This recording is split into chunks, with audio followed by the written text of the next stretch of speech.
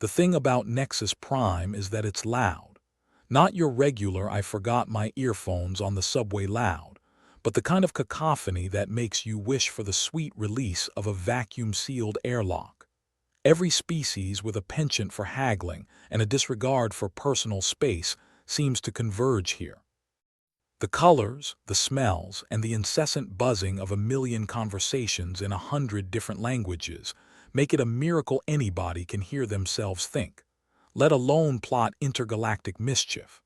Lyra Voss, resident engineer and professional cynic, was particularly adept at finding the signal in the noise. She was currently elbow-deep in a mess of wires and conduits that looked like something a sadistic cat might vomit up, working in a dimly lit corner of the hub that was affectionately known as the furnace. Why? Because it felt like the place you'd send your ex to work off their sins. The air was thick, charged with the scent of burnt circuitry and sweat, a perfect combo if you're into that sort of thing. "Hey, Voss, you still alive back there, or should I start dividing up your stuff?" That was Jude, her second-in-command and part-time pain in the ass, leaning against a bulkhead with the kind of grin that suggested he was born annoying people and never got out of practice. "Touch my stuff, Jude, and I'll turn you into a footnote in a cautionary tale," Lyra retorted without looking up, her fingers dancing over the interface with the kind of precision that suggested she could do it in her sleep. Which, given the hours they'd been pulling, was probably close to the truth. This particular bit of scrap was supposed to be the heart of Nexus Prime's terraforming system. Except it wasn't really working out that way. Instead of keeping the ecosystem in balance, it had recently started behaving like a toddler on a sugar high, throwing out bursts of energy that threatened to turn the hub into a floating garden of chaos. And nobody liked chaos, unless they were a sociopath or an artist, which, in her experience, often amounted to the same thing. "Boss," Jude piped up again, annoyingly persistent, "they say there's a new map in town. Something ancient, a real relic job. Rumor is it's got star drive coordinates from the old ones." Lyra paused at that, a slow grin spreading like a fault line across her face. "Ancient star maps, you say? With forbidden tech? That sounds like a recipe for adventure or disaster. But I suppose it's hard to tell them apart until you're knee-deep in one, screaming for help." Jude laughed, a short, sharp bark that echoed through the corridors like a warning.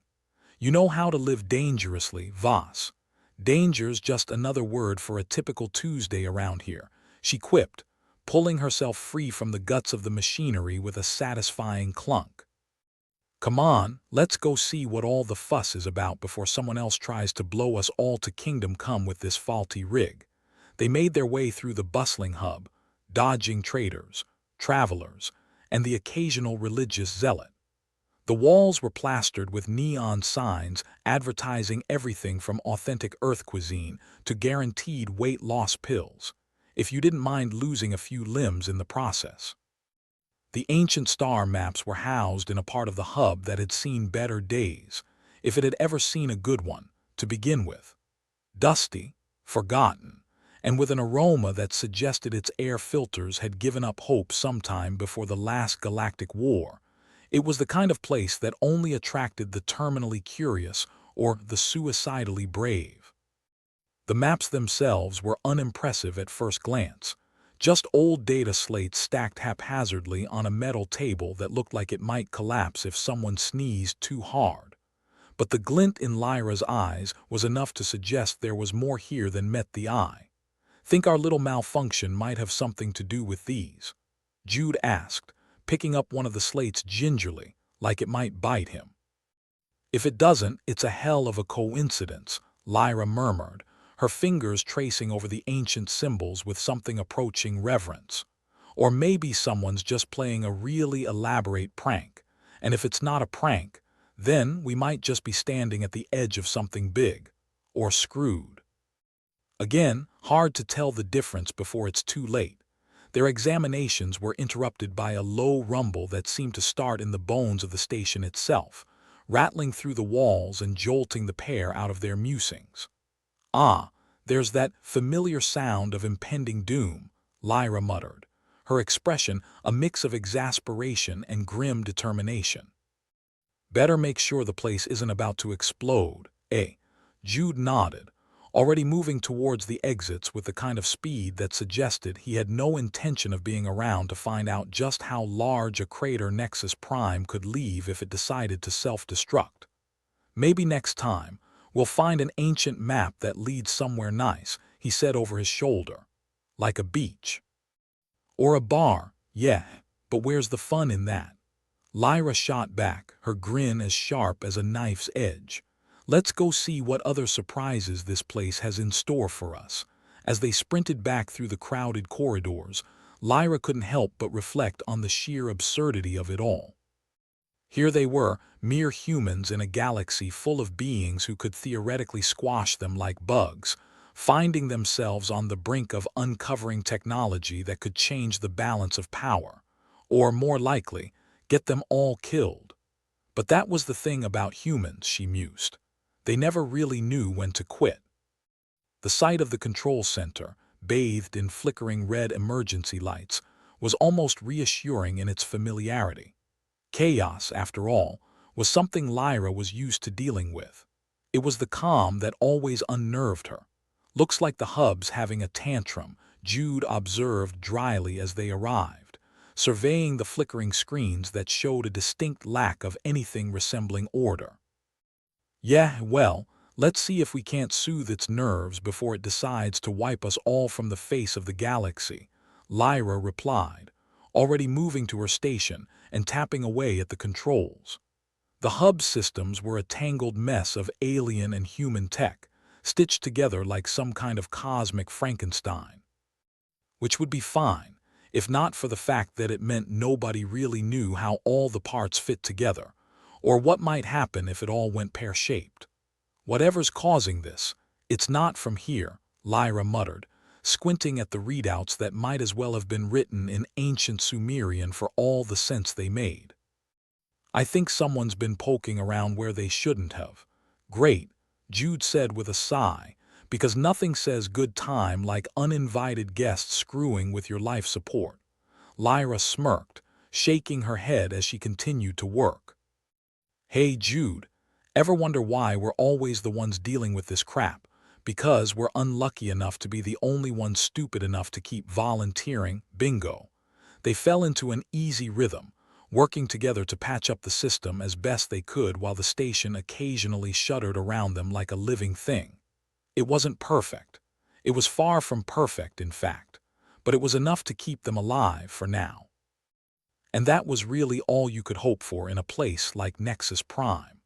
The thing about being blamed for something you didn't do is it's like being accused of murder when you're holding a butter knife, makes you wonder if you're in the wrong kitchen. And here on Nexus Prime, Lyra Voss had found herself at the business end of a very pointy finger. The alien authorities, a lizard-like species with skin like cracked leather and tempers shorter than their stubby tails, were not in the mood for jokes. By now, they were convinced the human engineers were the cause of the station's increasingly erratic behavior. The terraforming system had gone from a minor nuisance to a full-blown existential crisis faster than a politician changes campaign promises, and now someone had to take the fall. Lucky her. Lyra stood in what passed for their command center, a cluttered room that looked like it had been designed by someone with a deep-seated hatred of both organization and cleanliness. Consoles flickered with warnings that might as well have been written in hieroglyphics for all the good they did. You humans are responsible for this chaos, hissed Krull, the head of the Alien Council, his voice a low, gravelly rumble that sounded like a grindstone having a bad day. Lyra crossed her arms, unconsciously mirroring his stance, her eyes narrowed in defiance. And here I thought it was just a special feature you'd forgotten to mention in the brochure. Krull's eyes narrowed to slits, his nostrils flaring. The terraforming system was stable until you arrived, and I'm sure it's purely coincidental that someone decided to mess with ancient tech right under your snouts, she shot back. But hey, blame the humans, It's what we're here for, right? Jude snorted from where he leaned against a console, arms crossed in what he probably thought was a cool, nonchalant manner. We're like the galaxy's scapegoats, except less fluffy and with worse PR. Krull's gaze shifted to Jude, his displeasure almost palpable. Find the problem and fix it, or the Council will have no choice but to relocate you and your team. We talking about a corner suite on a luxury cruiser, or something more along the lines of a bone-crushing vacuum? Jude asked, ever the optimist. Try the latter, Krull replied, his voice as dry as a desert. Lyra's mind was already racing ahead, assembling pieces of a puzzle that had been dumped on her lap without a lid for reference. She needed to find out what was going wrong, and fast. Come on, Jude, she said, turning on her heel and striding out of the room. Let's go see if we can't find some more stars to chase. They made their way back through the thronged corridors of Nexus Prime, the noise and chaos a constant companion as traders, travelers, and assorted riffraff continued about their business, blissfully unaware of the potential catastrophe looming over their heads. Lyra, you think someone's actually activated one of those star maps? Jude asked, keeping pace with her rapid strides. I bet my last scrap of good coffee on it, she replied, dodging a cart stacked with crates that smelled suspiciously of something that should have been left to rot in peace. And I don't make that offer lightly. Jude raised an eyebrow. So, what now? We gonna track down the idiot with a death wish and ask them nicely to knock it off. Something like that, she said, her voice dripping with sarcasm. Maybe we'll even send them a fruit basket if we survive. They ducked into the furnace, the dimly lit corner of the hub that was starting to feel more like a second home than any actual accommodations they had. Lyra could almost see the smoke trailing from her ears as she processed the absurdity of it all: humans, aliens, ancient tech, and a terraforming system that was less reliable than a politician's promise. All right, Jude, she said, settling down at her makeshift workstation. Let's see if we can't dig up some proof that we're not the villains of this particular story. Jude plopped down beside her, the chair creaking ominously under his weight. Got any ideas, or should I just start randomly pressing buttons and hope for the best? Leave the button pressing to the professionals, she shot back, her fingers already flying over the console, bringing up data logs and system reports that painted a grim picture of their current state. What we need is a lead, something that ties this mess to those star maps. Jude leaned back, crossing his arms behind his head. You know, if we do manage to pull this off, I'm thinking we deserve some kind of medal, or at least a day off. Lyra snorted. In this line of work, a day off usually means you've been spaced and they haven't found your replacement yet. They worked in companionable silence, the hum of the station around them a constant reminder of the ticking clock.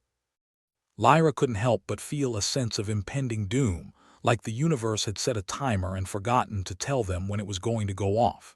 Hey, look at this, Jude said, snapping her back to the present. He pointed at the screen where a series of coordinates had appeared, tagged with a string of gibberish that looked suspiciously familiar. Those coordinates match some of the data from the maps, Lyra said, her eyes narrowing. Looks like someone's been playing with fire. And you know what they say about playing with fire, Jude replied with a smirk.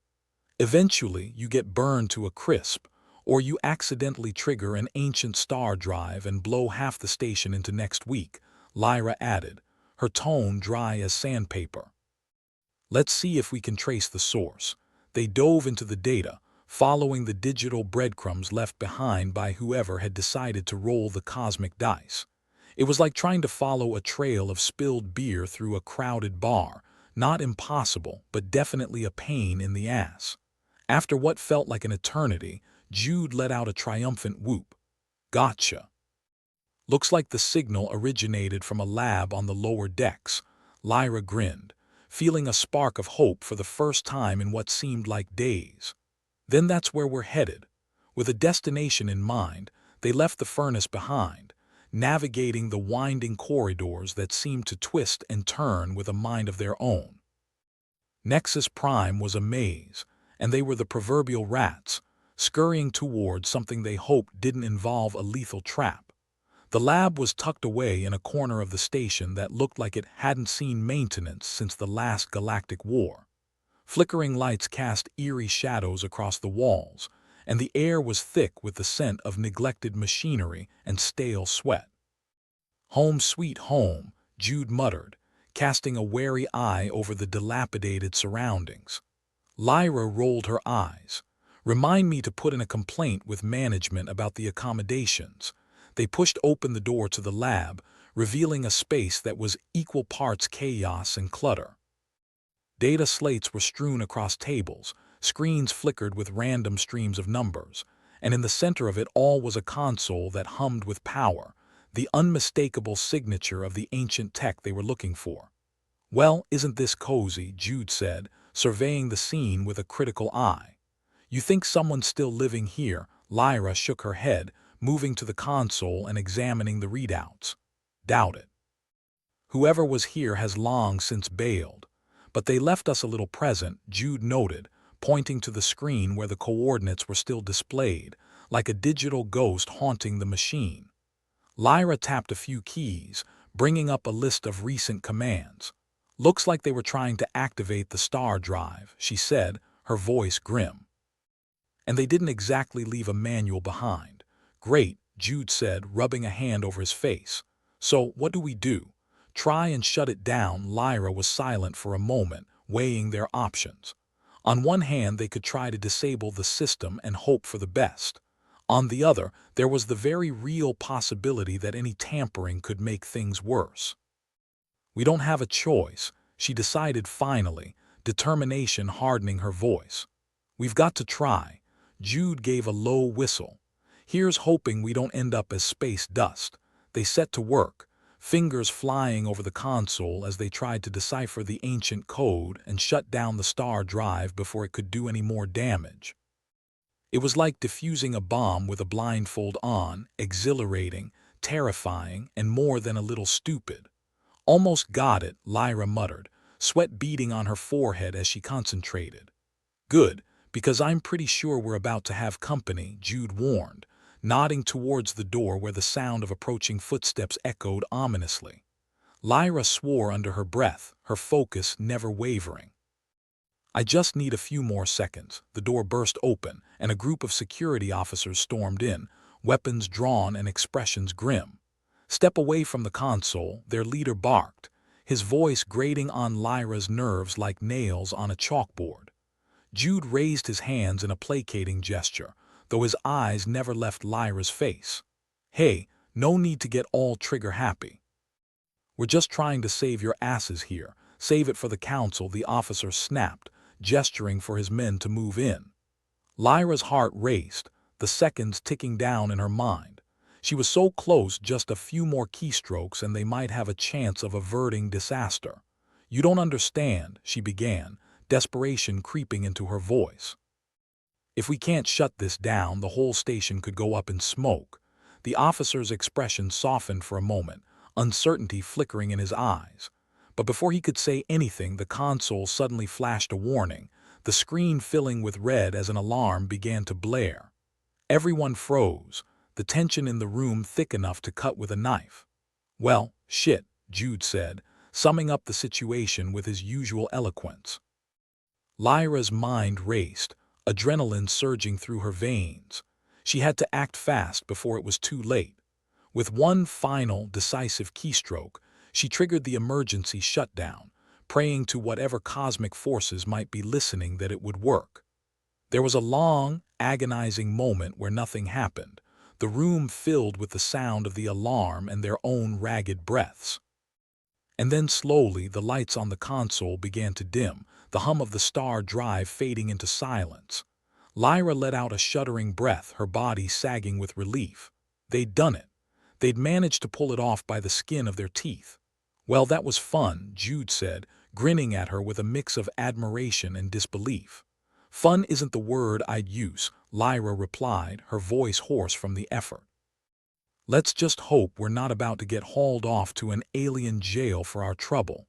The officer lowered his weapon, his expression thoughtful as he regarded them. "You might have just saved this station, human, but you've also raised a lot of questions." Lyra met his gaze, her eyes steady. "Then I guess we'd better start looking for answers." Lyra Voss stood face to face with the grim-faced security officer, the faint whiff of ozone still hanging in the air from the console they had just shut down. There was a momentary pause, a standoff where no one quite knew what would happen next. It was like one of those awkward elevator rides where everyone stares at the floor, except in this case, the elevator was a ticking time bomb that they'd just managed to defuse. The officer, a lizard-like creature with scales that glinted under the lab's flickering lights, finally broke the silence. "You humans have a knack for dancing on the edge of a catastrophe, don't you? Well, it's either that or spend our weekends knitting," Jude quipped, lowering his hands but keeping them visible. "And really, have you ever tried knitting? It's more dangerous than it looks." Lyra smirked, relaxing slightly but keeping her eyes on the officer. "Look, we're not here to make things worse, just the opposite. We need to figure out who's pulling the strings around here before everything goes up like a firecracker at a lizard parade." The officer, whose name tag read SGT, Rax, narrowed his eyes. "Your actions might have just bought you some time, but you're not out of the frying pan yet. The council will want answers." "Great," Lyra said, rolling her eyes. "Just what I wanted. Another pointless meeting with Krull and his merry band of bureaucrats. Maybe we can serve tea and crumpets while the station implodes." SGT. Rax didn't seem amused by the idea of British-style diplomacy. Instead, he gestured for his team to stand down. "You two are coming with me." The council's chomping at the bit to figure out what's happening. Jude sighed as they were escorted from the lab. "So, Lyra, on a scale of 1 to we're totally screwed, where do you think we stand?" "About a 9, she replied, stepping over a suspiciously large puddle on the deck. "But I'm banking on our human charm and ingenuity to claw us back to an 8. The corridors of Nexus Prime twisted around them like a snake, the ambient lighting flickering with all the reliability of an underfunded horror movie. The occasional pop and crackle of the station's failing systems added to the ambience, creating a soundtrack that wouldn't have been out of place in a ghost ship. "So, while we're being frog-marched to account for the sins of humanity," Jude said, keeping his voice low, "any genius ideas on how we can actually find out who's behind all this?" Lyra considered their options, which were about as plentiful as clean socks on laundry day. "We're going to have to dig deeper. Whoever set this up knows their way around ancient tech. Hell, they probably wrote the bloody instruction manual." Jude nodded thoughtfully. "And I doubt they're just sitting around waiting for their medal. They're likely to be hiding in the shadows, which is exactly where we need to be poking around." "Exactly," Lyra agreed. "We need to lean into our strengths, adaptability, resourcefulness, and our natural talent for annoying the hell out of everyone in charge." They were led into the command center, a cluttered room that resembled a junkyard with a distressingly active electrical current running through it. Krull, head of the Alien Council and Nexus Prime's self-appointed grumpy overlord, was waiting for them, his tail flicking irritably. "Voss, Jude," Krull hissed, not looking at all pleased to see them. "It seems you've been busy." Lyra spread her arms wide, a sarcastic grin plastered on her face. "You know us, Krull. We're always up to something, usually just short of world domination." Krull's eyes narrowed, his scales shifting from green to a darker shade that had the uncanny ability to remind Lyra of storm clouds on a bad day. "Explain yourselves before I decide to space you just for the headache you've caused me." Lyra stepped forward, maintaining her best impression of someone who wasn't sweating bullets. "We were able to locate and shut down the star drive that was ready to send this place into the next dimension, but it wasn't us who set it up. We're chasing a ghost with sticky fingers and a penchant for chaos." "And why?" Krull asked, his voice dripping with suspicion. "Should I believe that humans aren't behind this?" Jude jumped in, his voice as smooth as an oil slick. Because if we were, we'd have already blown this place up and saved ourselves the trouble of trying to fix it. Trust us, this goes beyond the usual human screw-ups. Krull seemed to ponder this, his tail flicking with irritation. Very well. You have some time to find your ghost, but be warned. Many factions are seeking to exploit this crisis. The Council is under pressure, and I can't keep them at bay forever. Pressure makes diamonds, Krull, Lyra quipped. Or at least that's what they say back on Earth. Here it mostly just makes us sweat. Dismissed with a wave of Krull's clawed hand, Lyra and Jude were escorted back out, the looming threat of alien politicking hanging over their heads like a particularly ugly chandelier. Once they were out of earshot, Jude sighed. I don't know about you, but I'm getting a little tired of being everyone's favorite scapegoat. Lyra chuckled darkly. Welcome to interstellar diplomacy, where the stakes are high and the fall guys are plentiful. We need to shake things up, find out who else might be interested in sabotaging the station. Jude nodded. We've got to think like them, get inside their heads. Which means going off the books, Lyra said, her tone conspiratorial. We'll use the chaos to our advantage. Let's start with the tech circles, those who might know how to manipulate the systems. They made their way through the bustling corridors of Nexus Prime, each step echoing with the hum of uncertain machinery. The station was a melting pot of cultures, species, and varying degrees of hygiene, all of which combined to create a vibrant, albeit slightly pungent, ecosystem.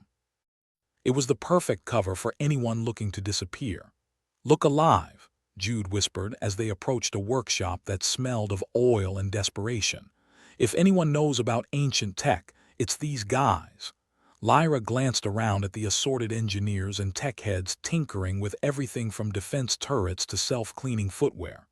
Right, just try not to piss them off more than necessary. They're already greasy enough without us adding to it. Jude gave a mock salute. Aye aye, Captain. They sidled up to a particularly disgruntled-looking alien with multiple arms and the expression of someone who'd just found a cockroach in their soup. Hey there, Lyra said, putting on her friendliest face, which was probably still terrifying if you weren't used to human smiles. We're looking for some info on ancient tech, specifically anything that could mess with a terraforming system. The alien looked up from its work, fixing them with a glare. And why should I help you? Humans have caused enough trouble around here. Lyra leaned in, dropping her voice to a conspiratorial whisper. Because if we don't sort this out, this whole place could be looking at a very messy end. And last I checked, messy ends are bad for business. The alien seemed to consider this, one hand absently twirling a wrench. There's been talk, it finally said. Rumors about someone with their fingers in all sorts of tech pies, stirring the pot, watching what bubbles up. Jude nodded. And where might we find this culinary maestro? The alien shrugged, gesturing vaguely. Try the smuggler's den. If there's trouble, it usually starts there.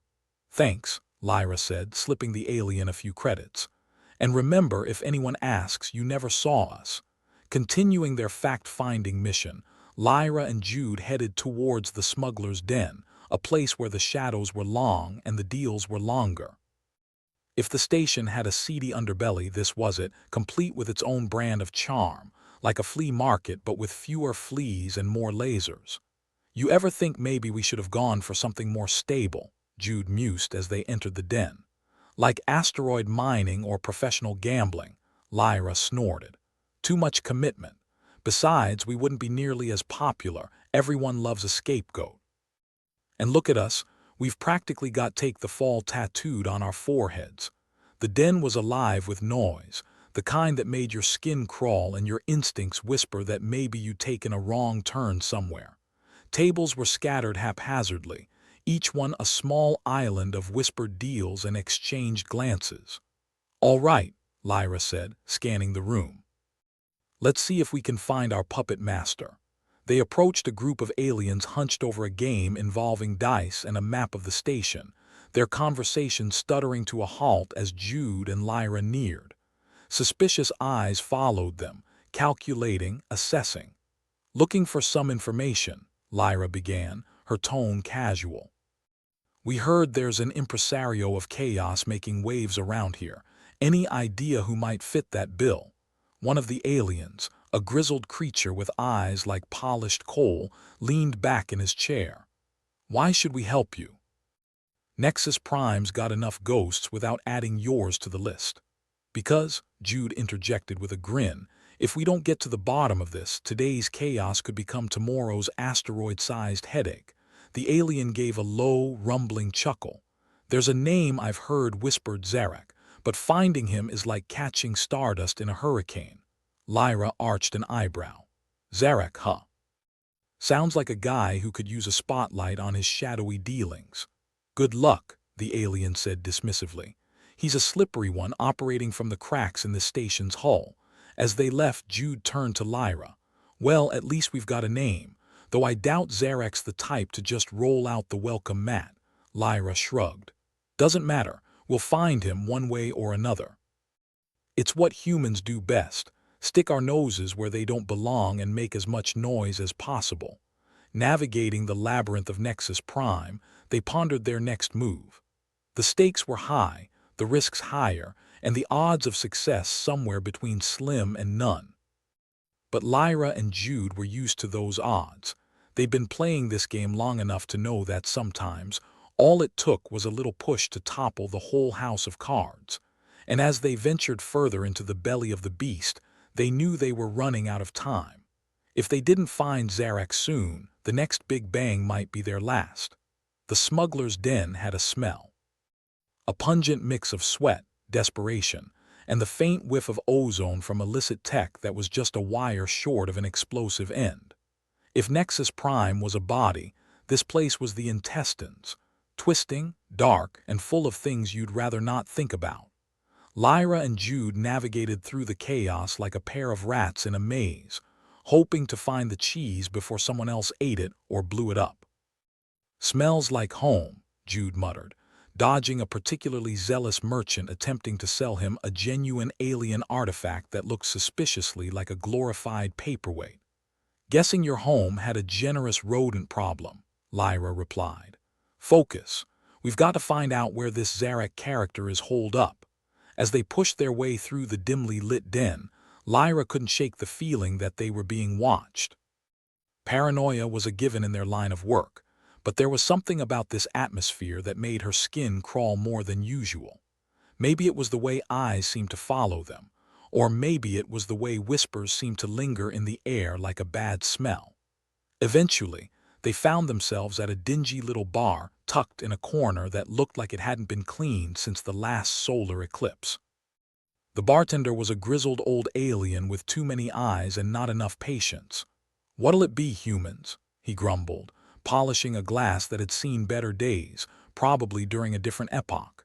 Information, Lyra said, sliding a couple of credits across the sticky counter. Heard of anyone stirring up trouble with the station's tech? He pocketed the credits with a speed that would put a pickpocket to shame. Trouble's a staple here. You're going to have to be more specific. We're looking for a tech tinkerer by the name of Zarek, Jude added, leaning closer. Rumor has it he's been stirring the pot. The bartender's eyes, all six of them, narrowed. Zarek, eh? Not someone you find unless he wants you to. Lyra leaned forward, trying to appear both intimidating and folksy, a delicate balance. Let's just say it's in everyone's best interest we find him before something worse than a bad hangover goes down. The bartender grunted, clearly unimpressed by her attempt at diplomacy.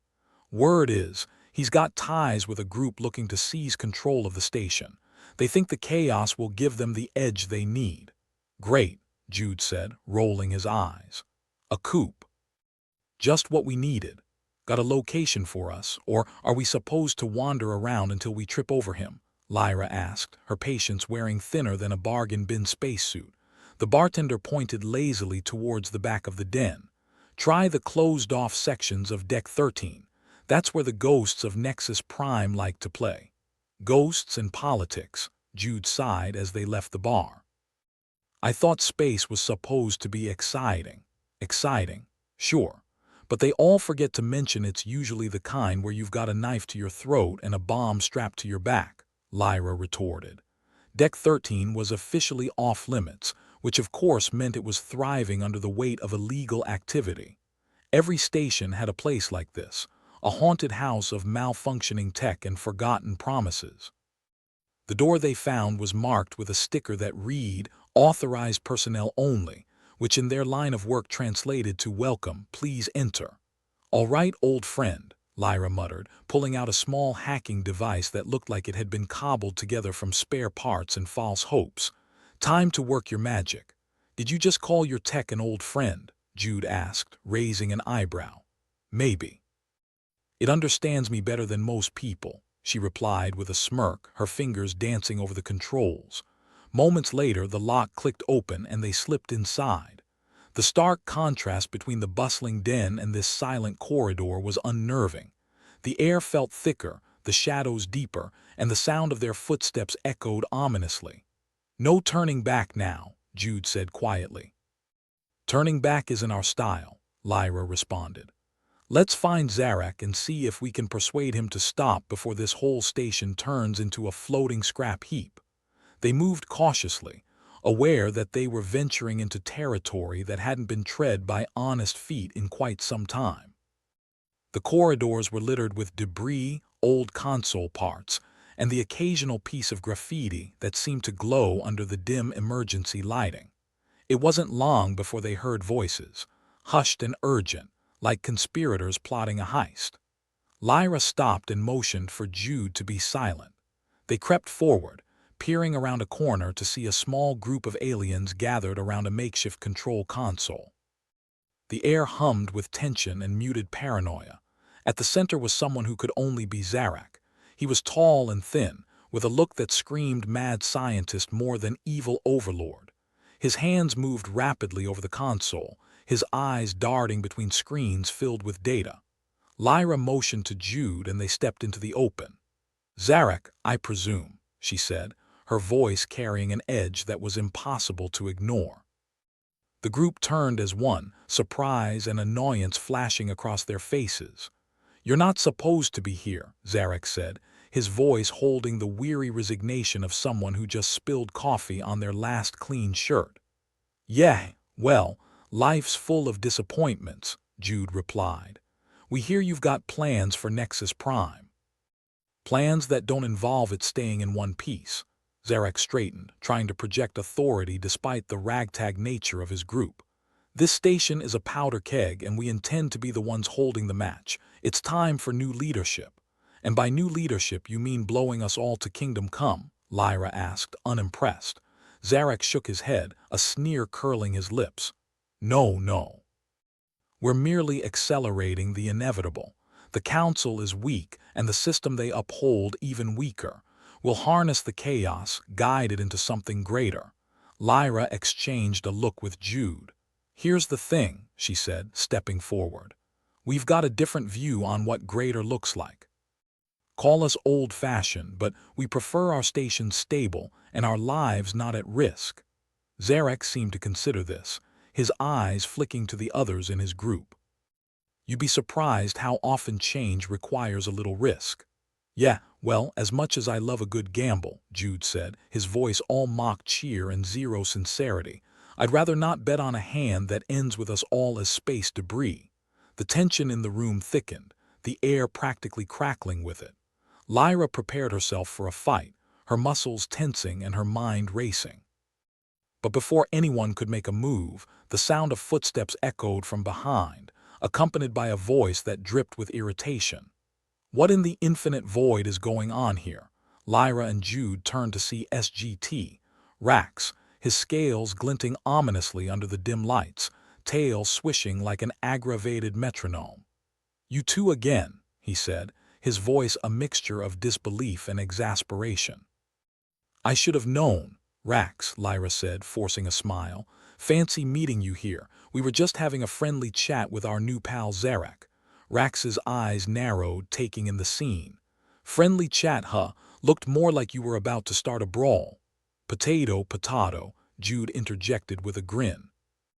"Long story short, these guys are planning a little hostile takeover and we're here to stop them." Rax sighed, the sound heavy with the weariness of someone who's been woken up one too many times during a nap. You humans and your meddling. Zarak, sensing the shift in the situation, raised his hands. This is bigger than any of us. You can't stop the tide. Maybe not, Lyra said, taking a step forward. But we can sure as hell try. In a swift motion, she lunged for the console, her fingers dancing across the controls, disabling the systems Zarak had been manipulating. The console sputtered and died, the lights flickering out. Chaos erupted as Zarak's group scrambled, realizing their carefully laid plans were crumbling like a sandcastle at high tide. Rax moved quickly, his authority undeniable as he took control of the situation. "Secure them," he barked to his officers, who had just arrived on the scene. As Rax's team rounded up Zarak and his followers, Lyra and Jude exchanged a small, triumphant nod. It wasn't over, not by a long shot, but they'd bought themselves and Nexus Prime some time. "Guess you humans managed to clean up your mess," Rax said begrudgingly, his tail flicking with what could almost be amusement. "Not our mess," Jude corrected him, grinning. "We just like to tidy up after everyone," Rax huffed. "You do realize there's going to be an inquiry. The council will want answers, heads might roll." "Yeah, we figured," Lyra replied, resigned. "But that's tomorrow's problem. Right now, I'm just glad we're not all atoms floating in space." With Zarak's plans thwarted, they headed back to the main sectors of the station. The threat wasn't entirely gone, but it was a step in the right direction. Of course, in the grand game of space politics, it was just another move. As they walked away from Deck 13, Lyra glanced at Jude. "Think we'll ever get a break?" Jude chuckled.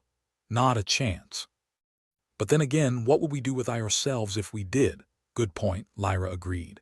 "Maybe it's better this way, keeps us sharp, keeps us on our toes. And keeps us alive," Jude added, grinning. "For now, at least." Lyra laughed, a genuine sound that echoed through the station's corridors. "For now," she said, echoing his sentiment, knowing full well that survival was always a temporary state. As they made their way back to the relative safety of the main decks, Lyra couldn't help but feel a sliver of optimism amidst the chaos. It wasn't much, but it was enough. And in a universe where the edges were sharp and the light was scarce, sometimes enough was all you needed. Lyra and Jude were not fans of being outnumbered. Outgunned, sure, outwitted, sometimes, but outnumbered. That was a new flavor of disaster they weren't quite ready to savor. As they made their way through the labyrinthine confines of Nexus Prime, the weight of Zarak's failed coup sat heavy on their shoulders like a particularly vengeful ghost. "Well, that went about as well as a zero-grav juggling act," Jude muttered, his voice echoing off the metallic walls of the station's bowels. Lyra shot him a look that could have melted steel. "Wouldn't be our lives if it wasn't a complete cluster, right?" Ahead of them, the corridors twisted like a snake on a caffeine high, leading them deeper into the heart of the station. The smuggler's den had been a cakewalk compared to this. Here, every corner hid secrets and every shadow whispered conspiracies. "We need to regroup," Lyra said, more to herself than to Jude. "Before Zarak's group decides to salvage their pride by turning us into a cautionary tale." "Yeah, and fast," Jude replied, glancing over his shoulder as if expecting trouble to manifest from the air itself. "I hear getting your atoms rearranged isn't as fun as the brochures make it out to be." Lyra nodded, her mind already working on their next move. It was time to head to the one place they could find allies, or at least people who disliked them slightly less than the rest of the universe. The secret human enclave on Nexus Prime. "How are we supposed to get in anyway?" Jude asked, his skepticism as thick as the ambient stench of burnt circuitry. "Last I checked, we weren't exactly on their VIP list." "We'll charm our way in," Lyra said, her voice dripping with sarcasm. "Or, failing that, we'll kick the door down. Always works in the vids." "And when they shoot us for being uninvited guests?" Jude asked, smiling like he'd just heard the punchline to a particularly grim joke. "Then we'll have a nice chat about hospitality ethics before dying horribly," Lyra replied, cracking a wry smile of her own. "Come on, we're burning daylight. It took another 20 minutes of winding through the intestines of Nexus Prime before they reached the Enclave's entrance, a nondescript hatchway hidden behind a wall panel that screamed rust and neglect. The kind of place you'd only find if you knew exactly where to look or had a death wish. Lyra tapped a sequence on the panel, a pattern only known to those who'd been to the Enclave before. The hatch opened with a hiss, revealing a small room filled with the kind of tech that made the smuggler's den look like a child's playpen. Inside, the air was thick with tension and the hum of machines. Humans were scattered about, working on consoles, tinkering with machinery, or just trying to catch a few moments of uneasy rest. It was a makeshift haven for those who preferred a little distance from the alien-friendly politics of Nexus Prime. "Look who decided to show up," a voice called from the back of the room. It was Cal, the self-appointed leader of this ragtag band of humans. He was built like a tank in need of a tune-up, with arms thick enough to intimidate most folks into compliance. "Cal," Lyra greeted him, forcing enthusiasm she didn't feel. "Thought we'd drop by, since we're in the neighborhood and all." "Neighborhood's gone to hell in case you haven't noticed," he replied, crossing his arms. "What do you want?" "We need help," Jude cut in. "Zarek's stirring up trouble, and we're gonna need all the brains and brawn we can muster if we're gonna stop it." Cal raised an eyebrow, skepticism etched into every feature of his weathered face. "And why should we stick our necks out for you too?" "Because if Zarek's plan goes off, there won't be a station left to hide in," Lyra said, getting straight to the point. "And because we're just charming enough to be worth saving."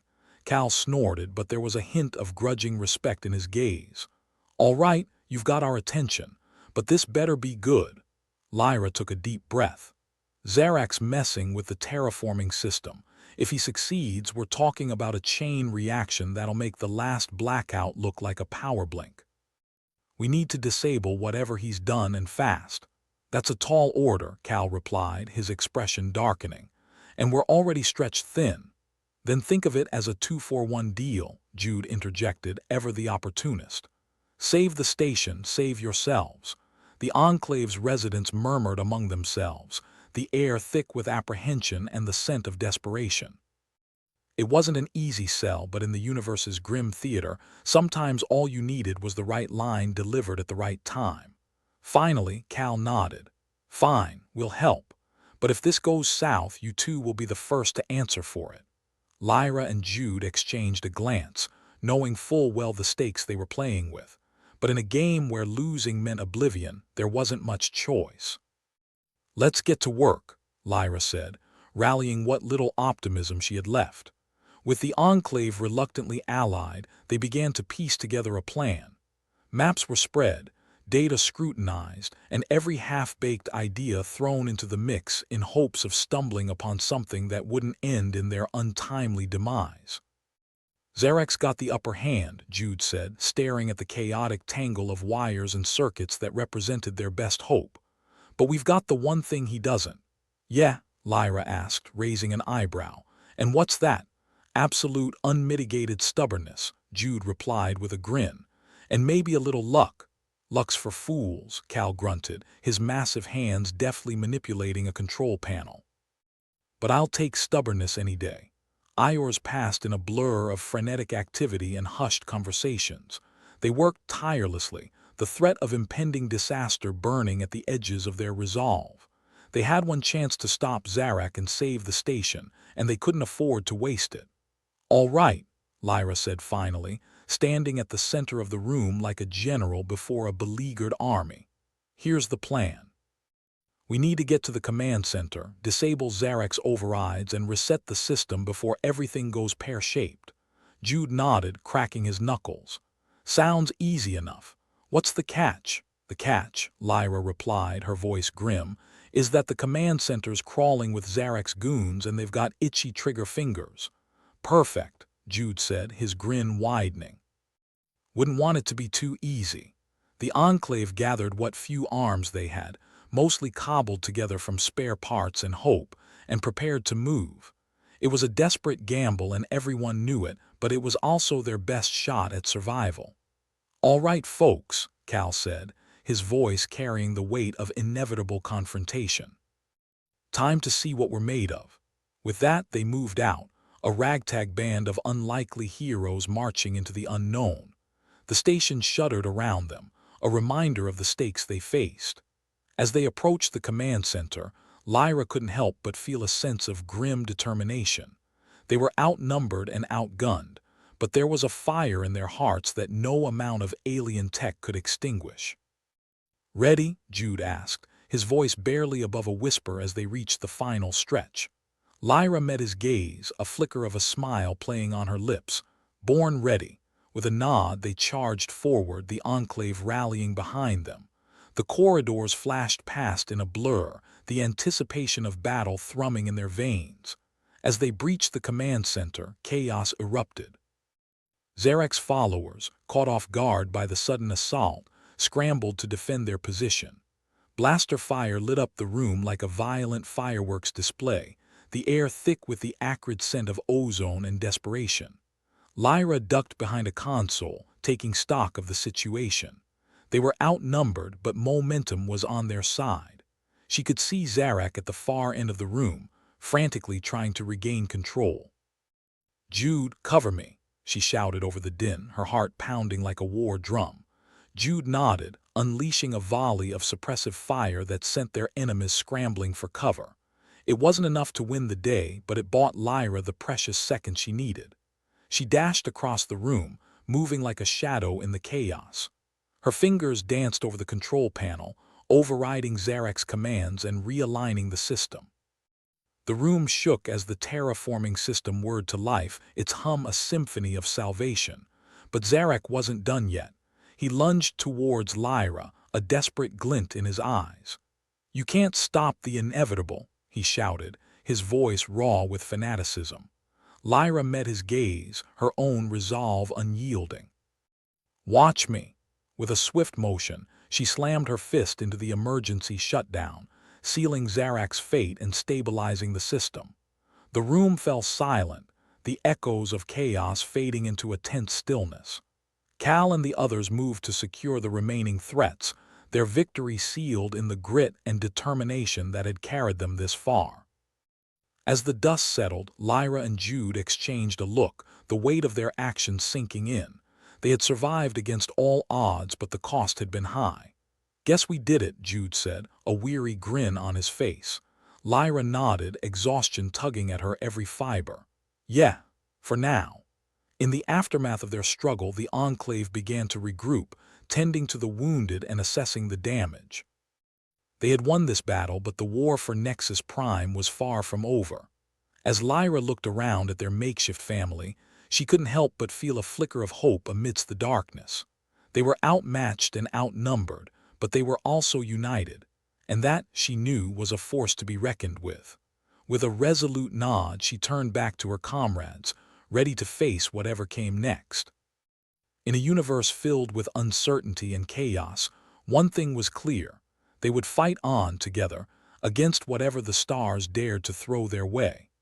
Lyra Voss stood at the heart of the Enclave, the eerie blue glow of ancient star maps reflecting off her determined face. The air was heavy with tension and burnt circuitry, like a pub the morning after an intergalactic rugby final. Around her, the ragtag group of humans was either feigning interest or pretending to understand what she was about to say. "All right, here's the deal," Lyra began, her voice cutting through the din. "We've got ourselves a veritable Pandora's box with this star drive tech. This thing can either save our collective hides or turn us all into interstellar confetti, your choice." "So, business as usual then," Jude quipped, leaning against a console, arms crossed, a half-smirk etched on his face. If sarcasm were a fuel source, they could have powered Nexus Prime for a millennium. "Pretty much," Lyra replied, her gaze never wavering from the flickering star map. "But this time, we actually have a shot at fixing this mess. We just need to get to the control center and reverse the terraforming disaster Zarek cooked up." "Ah, so we're opting for the less explodey of the two options," Jude noted, scratching the stubble on his chin. "Smart move." Cal, their self-appointed muscle and pessimism on two legs, grunted from the corner. You know that place is crawling with Zarek's goons, right? We're talking the kind of security detail that'd make a paranoid dictator look like a trusting babysitter. Lyra shrugged, the hint of a devil-may-care grin on her lips. We'll just have to be more tenacious than a brain slug at a free buffet. Great, Cal muttered, not bothering to hide his skepticism. Nothing like a nice, suicidal mission to bond over. The Enclave had gathered every scrap of intel they could find, poring over data like gamblers analyzing their last losing hand. The stakes were high, but what else was new? In the universe's grand scheme, they were the underdogs, the wild cards, well, let's just call them the desperate lunatics with a plan. Lyra tapped a sequence on the console. This is the layout of the control center, she explained, pointing at the holographic display. Zarek's overrides have plugged the system tighter than a miser's wallet. We'll need to infiltrate, neutralize any resistance, and reset the core protocols. And we're supposed to do this while what? Singing Kumbaya, SGT. Rax, the lizard-like officer who'd somehow become their reluctant ally, chimed in. His scales glinted under the harsh lights, making him look like a disco ball with an attitude problem. More like a symphony of chaos, Lyra replied dryly. But hey, think of it as a team-building exercise. Rax rolled his eyes, or at least did something vaguely eye-rolling with those reptilian orbs. If by team-building you mean getting vaporized together, count me out. Look, Rax, Lyra said, her patience thinner than a politician's promise. You want to save your precious station, right? Then you need us, you know it, we know it. Let's stop pretending there's another option. Rax sighed, his resolve worn down by the relentless logic of impending doom. Fine, he conceded. But if this plan goes belly up, I'm holding you responsible. Deal, Lyra replied. But if it works, you owe me a drink. A good one, not that swill you call a beverage. With that, the group gathered their makeshift arsenal, an eclectic mix of blasters, tools, and whatever sharp objects weren't currently holding the place together. It was time to put their plan into action. As they moved through the station's labyrinthine corridors, Lyra couldn't shake the feeling that they were walking into the lion's den armed with nothing but a sarcastic attitude and a few dubious strategies. Then again, underdog status was practically their trademark. The command center loomed ahead, a fortress of steel and bad intentions. Zarek's followers were as thick as fleas on a junkyard dog, but they had one undeniable advantage, the element of surprise. Ready for this? Jude asked, his voice a low murmur as they crouched behind a bulkhead. Lyra shot him a sideways glance. Were we ever? Jude chuckled, the sound a dry rasp in the tense air. Nope. But that's never stopped us before. Lyra grinned, her nerves buzzing with a mix of fear and adrenaline. Then let's give them hell. With a nod, they launched their attack, the Enclave surging forward like a wave of chaos. Blaster fire erupted, the corridor an electrified battleground of noise and fury. The odds were daunting, but Lyra and her crew fought with the tenacity of cornered rats. Lyra ducked and weaved through the chaos, her mind a focused blur of survival instincts and tactical calculations. Around her, the battle raged, a ballet of violence and desperation. Jude fought beside her, his aim steady, his wit sharper than the shards of a broken alliance. Having fun yet? Jude called over the cacophony, taking down an enemy with a precise shot. Loads, Lyra replied, her voice tight with concentration. Remind me to take up crotcheting after this. As they pressed forward, the battle intensified, each step a struggle against the tide of Zarek's minions. But slowly, inexorably, they pushed through, driven by sheer determination and a healthy dose of gallows humor. At last they reached the control center's main hub, a room filled with consoles and displays, all flashing warnings like a dystopian disco. The hub was guarded by a cadre of Zarek's elite, their weapons gleaming with lethal intent. Time to crash the party, Lyra muttered, her eyes scanning for a weak point in their defenses.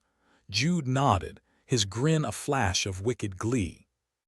Let's show these bastards what a real uprising looks like. With tactical precision born of desperation and adrenaline, they moved in, taking down the guards with ruthless efficiency. It was a brutal dance, each move calculated to tip the balance in their favor. Lyra reached the main console, her fingers flying over the controls as she bypassed Zarek's overrides. The system was a tangled mess of security protocols and fail-safes, but she worked with the tenacity of a gambler on a winning streak. "How we doing, Lyra?" Jude asked, covering her as she worked. "Just a few more seconds," Lyra replied, her focus unwavering. "Keep them off my back, will you?" As the last line of defense fell, the room fell quiet, the only sound the hum of machinery and the labored breathing of the survivors. Zarek himself stood at the far end, his eyes wide with disbelief. "You think you've won," he spat, his voice a venomous hiss. "This is just the beginning." "Funny," Lyra replied, her voice cold as the vacuum of space. "I was about to say the same thing." With a final flourish, she hit the reset switch, the system rebooting with a low, resonant thrum. The terraforming protocols recalibrated, the station's ecosystem stabilizing with each passing second. "It's done," Lyra said, stepping back from the console. "We've stopped the disaster." Jude let out a breath he hadn't realized he was holding. "Well, that wasn't so hard, was it?" Lyra shot him a look. "You call that easy? Next time you can do the hacking. I'll hold the blasters." Cal and the rest of the Enclave moved to secure the area, their relief tempered by the knowledge that the battle was far from over. They'd won the day, but the war for Nexus Prime's future was just beginning. Rax, a grudging respect in his reptilian eyes, approached them. "I didn't think you'd pull it off," he admitted, a hint of admiration in his voice. Lyra shrugged, exhaustion settling over her like a heavy cloak. "Neither did we," she replied, managing a tired smile. As the team regrouped, tending to the wounded and securing their hard-won victory, Lyra took a moment to reflect on the chaos and camaraderie that had brought them this far. They were a mismatched bunch, united by necessity and shared struggle, but somehow, against all odds, they'd made it work. "Guess we're not as hopeless as we thought," Jude said, his voice cutting through the aftermath like a beam of stubborn optimism. "Don't get too cocky," Lyra warned, though her tone held a hint of warmth. "We've still got a long way to go." Together they stood amidst the wreckage of their battle, a testament to the resilience of the human spirit. In the grand tapestry of the universe they were but a thread, yet somehow they'd found a way to stitch a little hope into the fabric of their reality. With a deep breath, Lyra turned to face the uncertain future. They would rebuild, recover, and rise to whatever challenges lay ahead. In the end, it was their defiance, their stubbornness, and their unyielding will that would define their place among the stars. And with that, they moved forward, united in purpose, determined to carve out a future worth fighting for. The universe might be vast and indifferent, but here, in this corner of space, they'd found something worth holding onto, a flicker of light in the darkness, a promise of possibility. In the shadow of the station, beneath the tangled web of stars, they took their first steps towards a new dawn. The command center smelt like burnt circuitry and desperation, a delightful cocktail to anyone who thrived on chaos. Lyra stood at the nerve center of Nexus Prime, surrounded by blinking lights and defunct alien tech that hummed with a sort of existential dread. The screen in front of her flickered angrily, much like her current mood. "So, what now?" Jude asked, leaning against a console with the kind of lazy attitude you'd expect from someone who's just survived another day of not getting vaporized. Lyra smirked, trying to ignore the itch of sweat trickling down her back. "Now we pretend like we've got everything under control." Jude nodded, folding his arms in a way that suggested approval. "Ah, the classic fake-it-till-you-make-it strategy, always a crowd favorite." Cal, the resident pessimist, was busy securing the entrance with a look that suggested he'd rather be anywhere else, preferably somewhere that didn't include looming death or unresolved hostilities. "You do realize," he grunted, "that fake-it-till-you-make-it is not a viable protection against laser fire." "Good thing we're not dealing with lasers," Lyra replied, checking the status of the star drive tech. "We've got malfunctioning tech and alien politics, much less predictable. SGT Rax, their scaly ally with a moral compass as skewed as a politician's promise, hovered nearby. I still don't understand why you humans are so intent on this high-stakes madness. Call it a human quirk, Jude said, tapping his temple. We just love a good crisis to spice up the monotony of existence. Rax flicked his tongue, a gesture that probably meant something profound in his culture, but looked like indigestion to the untrained eye. You're a strange species. Why, thank you, mister. Reptilian disco ball, Jude replied with a grin. We aim to perplex. Lyra turned her attention back to the console's flickering display. The station's terraforming systems were a mess, tangled worse than a soap opera plotline. Zarak's tampering had left the ecosystem on the brink of collapse. If she didn't fix this, they'd all be enjoying a one-way ticket to oblivion. Rax, she called, what's the consensus among your people? Are they likely to negotiate, or are we doomed to be the main course at their next diplomatic dinner? Rax's scales shimmered under the harsh lights, giving him the appearance of a sentient gemstone with authority issues. If you stabilize the system, the council might reconsider. If you don't, well, let's just say my species has a diverse palate. Charming, Jude muttered. Always nice to know we're one malfunction away from being on the menu. Lyra refocused on the task at hand, her fingers a blur over the console. The system's security protocols were a puzzle wrapped in an enigma, with a side order of frustration. It was the kind of challenge that made her want to bang her head against the nearest bulkhead. Cal, ever the beacon of gloom, watched her progress with skepticism. You sure you know what you're doing? Nope, Lyra replied cheerfully. But when has that ever stopped us? Never, Jude chimed in. And look where it's gotten us. In charge of a floating death trap with a penchant for sabotage.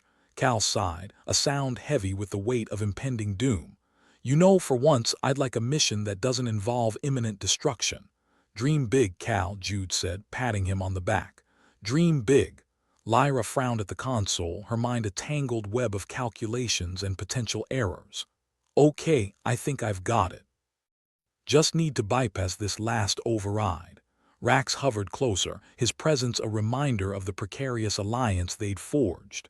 And when the system is stable, when not if, Lyra corrected, shooting him a pointed look.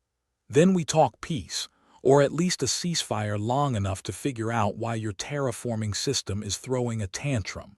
Jude chuckled darkly. Well, isn't this just a delightful dumpster fire of interstellar politics? More like a dumpster inferno, Cal added, glancing at the door for potential threats. The room's atmosphere was tense, charged with apprehension and the faint whiff of singed electronics. Despite the odds, Lyra's determination was a stubborn ember, refusing to be snuffed out. Her fingers danced across the console, each keystroke a step toward salvation or disaster. The system's inner workings were a chaotic symphony of malfunction and mischief, but she was getting closer, closer to untangling the mess Zarak had left behind. SGT Rax watched in grudging admiration, his reptilian features unreadable. You're not like the other humans I've met. Lyra flashed him a grin. And you're not the worst alien I've met. Let's call it a win-win.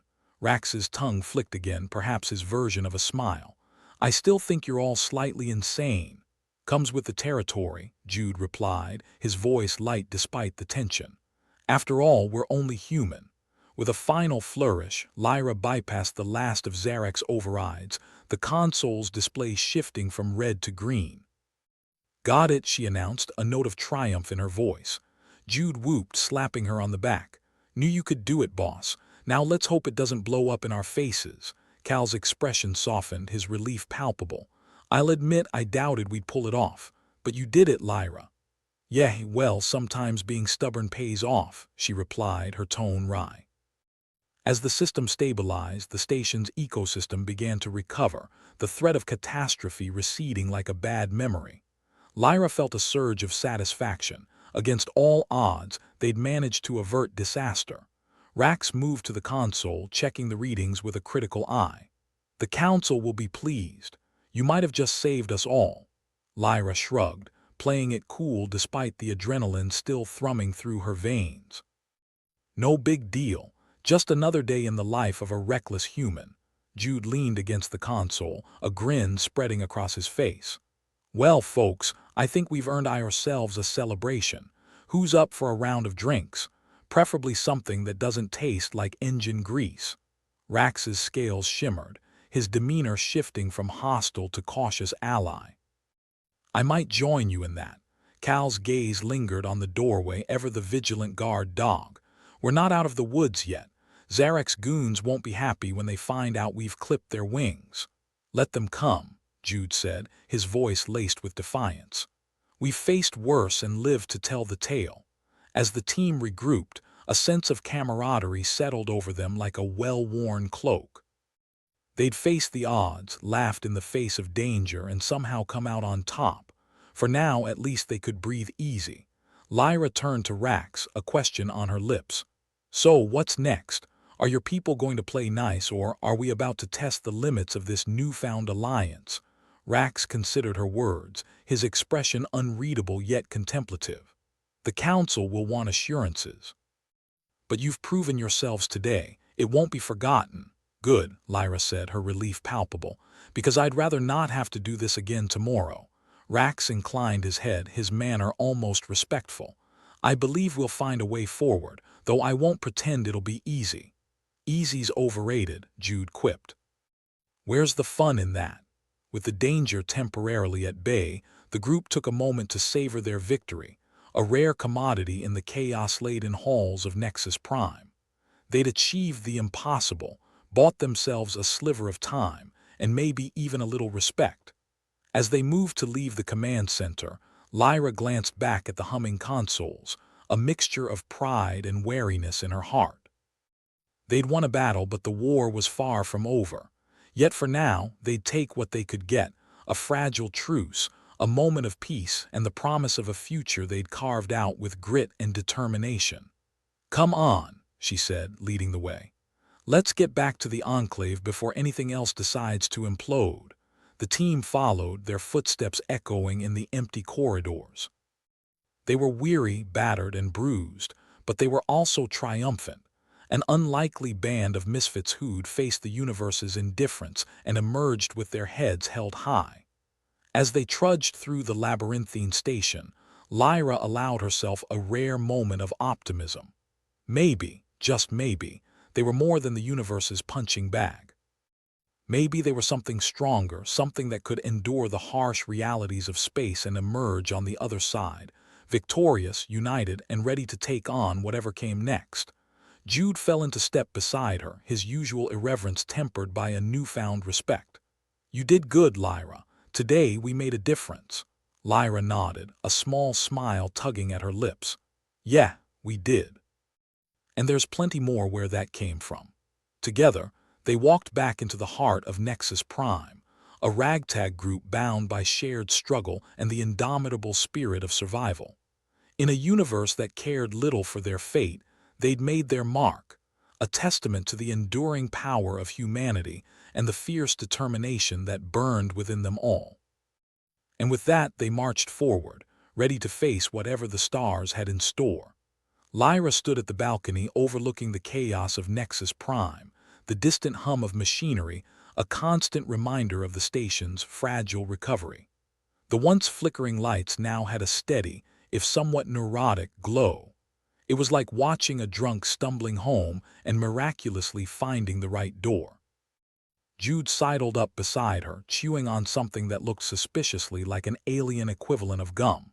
So, we've saved the station, cheated death, and made a bunch of new friends, he said, a smirk on his lips. I'd say it was a productive day. Lyra snorted.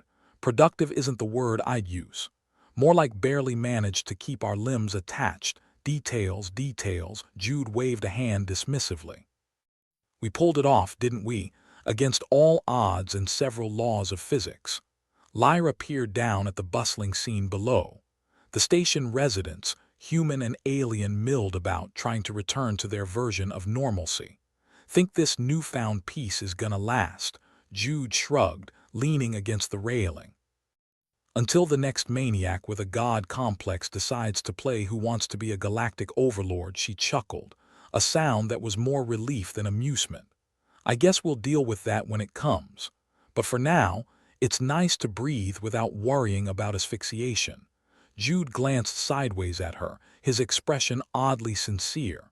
You did good, Lyra. You and your big, human brain saved our skins. Yeah, well, she replied, it was either save the day or become the station's latest barbecue special. Speaking of which, Jude said, his eyes twinkling with mischief, I heard the council is planning a big feast to celebrate the unity between species. Hope everyone's bringing their taste buds and an iron stomach, Lyra groaned. Wonderful. Nothing says galactic peace like a buffet of questionable cuisine. As they bantered, Rax approached, his scales gleaming under the artificial lights like a disco ball with a bad attitude. The council's reconvening, he announced, his voice gruff but lacking its usual edge. They want to discuss the star drive tech with you. Ah, the star drive, Lyra mused. The gift that keeps on giving like an unwanted rash.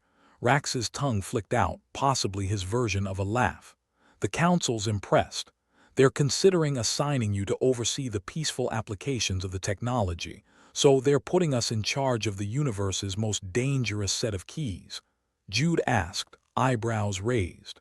Precisely, Rax said, unruffled. Congratulations. Lyra exchanged a look with Jude, a silent conversation passing between them. As long as they don't expect us to babysit it every day. I'm not into interstellar daycare. The council is open to negotiations, Rax assured. They respect your contributions. Well, that's a change, Lyra said. Usually people just shoot first and ask questions never. Cal joined them, his presence as gloomy as ever but with a tinge of relief. You trust them to keep their word? He asked, skepticism dripping from his voice like acid from a leaky pipe. I trust them as far as I can throw them, Lyra replied. But for now, they need us. Cal nodded, which in his language was probably the equivalent of a standing ovation. Let's just hope they remember that next time things go south. Rax looked at them all, his lizard-like eyes narrowing in what could have been approval. The council wants to discuss potential alliances, trade agreements. They see your species as a useful asset, Lyra echoed. Sounds like they're shopping for a new toaster, not allies. Isn't that what diplomacy is? Jude quipped. A fancy way of saying, I'll scratch your back if you promise not to stab mine. Rax, seemingly comprehending the human's humor for once, inclined his head. Your perspective is appreciated. Oh, our perspective is just getting started, Jude replied, grinning. We're a real riot at peace talks. Lyra nodded, her face a mask of determination. All right, let's go see what the council wants. And maybe, just maybe, we can turn this mess into something that doesn't involve explosions. As they made their way to the council chambers, Lyra pondered the journey that had brought them here. From the chaos of malfunctioning tech to the brink of catastrophe, they'd managed to claw their way back to a semblance of order. It was a heady feeling, knowing they'd made a difference, even if it did leave them with a target on their backs. The chamber doors loomed ahead, heavy and foreboding like the gates to a particularly bureaucratic hell. Here's to hoping they've stocked up on common sense, Lyra muttered. Or at least a decent translator, Jude added. Last thing we need is a galactic incident because someone mispronounced peace as war. Rax, walking slightly ahead, paused. I doubt it will come to that. But then again, I've been wrong before. Well, that's comforting, Cal said dryly. I'll be at the door, keeping an eye on things. Don't want any surprises. Good man, Lyra said, placing a hand on the door. Let's go dazzle them with our charm and staggering lack of patience. As they entered the council chamber, Lyra squared her shoulders, ready to face whatever half-baked crisis awaited them. The council members, a motley crew of scales, feathers, and fur, sat in a circle that was probably meant to symbolize unity, but mostly just looked like a support group for anxiety-ridden diplomats. Krull, the head of the council, greeted them with an expression that might have been a smile or a particularly severe case of gas. Welcome, human delegation. "Pleasure's all ours," Lyra replied, taking her place at the table. "Let's talk star drive tech and how we can use it without, blowing up half the galaxy." Krull nodded, his demeanor shifting to businesslike seriousness. "The Council recognizes the potential for both good and ill. We wish to avoid the latter." "Same here," Jude piped up. "I've got a list of things to do that doesn't include die in a fiery explosion." "The Council proposes a joint oversight committee," Krull continued, ignoring Jude's quip. "We aim to ensure the technology is used for peaceful purposes." Lyra exchanged a glance with Rax, who gave a barely perceptible nod. "Sounds reasonable. But we'll need assurances, guarantees that our involvement isn't just a smokescreen for something more sinister." "Agreed," Krull said, his voice surprisingly earnest. "We wish for transparency and trust." Funny words coming from a species that thrives on conspiracy and whispers, Jude muttered under his breath, earning a subtle nudge from Lyra. "The Council is willing to work towards mutual benefit," Krull insisted, his tone placating. "And we're willing to consider your proposal," Lyra replied diplomatically. "But let's be clear, any hint of misuse and we're out." Krull inclined his head, acknowledging the terms. "Understood. We value the strength your people bring to our community." "Strength and sarcasm," Jude added. "Don't forget the sarcasm." Rax, standing by Lyra's side, observed the exchange with an inscrutable expression. It was clear that, despite his gruff exterior, he was invested in seeing this alliance succeed. "The Council's intentions are genuine," he said, addressing Lyra directly. "They see potential where others see chaos." "Funny how often those two go hand in hand," she replied dryly. The meeting continued, a dance of negotiations and guarded promises, each side jockeying for position in a game as old as diplomacy itself. Despite the tension, there was a sense of hope, fragile and tentative, but hope nonetheless. As the talks wound down, Lyra considered the weight of what they'd achieved. They'd gone from outsiders to integral players in a galactic chess match, their actions rippling out into the wider universe. It was a heady, daunting prospect. Finally, as the Council adjourned, Krull approached Lyra, his demeanor somewhat softer than before. "Thank you for your patience and understanding, Lyra Voss. Your people have proven resilient, and your people have proven complex," she replied with a wry smile. "But I think we can make this work." Krull's features shifted in what might have been a smile. "Then let us proceed with cautious optimism." As Lyra and her team exited the chamber, Jude let out a low whistle. "Well, that was fun. Wonder what the next intergalactic crisis will be. Probably something involving a forgotten prophecy or a cursed artifact." Cal deadpanned, rejoining them with his usual direness.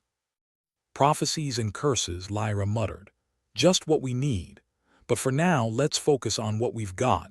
An alliance, a chance to make a difference, and drinks," Jude said, ever the optimist. "Lots and lots of drinks." Rax, trailing behind them, caught Lyra's eye. "You've shown remarkable courage and adaptability. The Council's decision reflects that. Guess we humans are full of surprises," she said, a hint of pride in her voice. As they made their way back through the station, the atmosphere was light, buoyed by the promise of what lay ahead. They'd faced down disaster, forged new bonds, and carved out a place in the galactic order. For Lyra, it was a reminder that even in the darkest corners of the universe, there was room for hope, for change. And with her team by her side, she felt ready to face whatever challenges awaited them next. As they reached the enclave, the familiar scent of burnt circuitry mixed with something else, perhaps optimism. It wasn't a perfect world, but for today, it was enough. They'd earned their respite, however brief. "Here's to humanity," Jude said, lifting an imaginary glass. "May we continue to confuse and confound our new friends," Cal snorted. "And here's to surviving long enough to enjoy it." With their laughter echoing in the corridors of Nexus Prime, Lyra knew one thing for certain. They'd beaten the odds. And if the universe didn't like it, well, it could deal with it.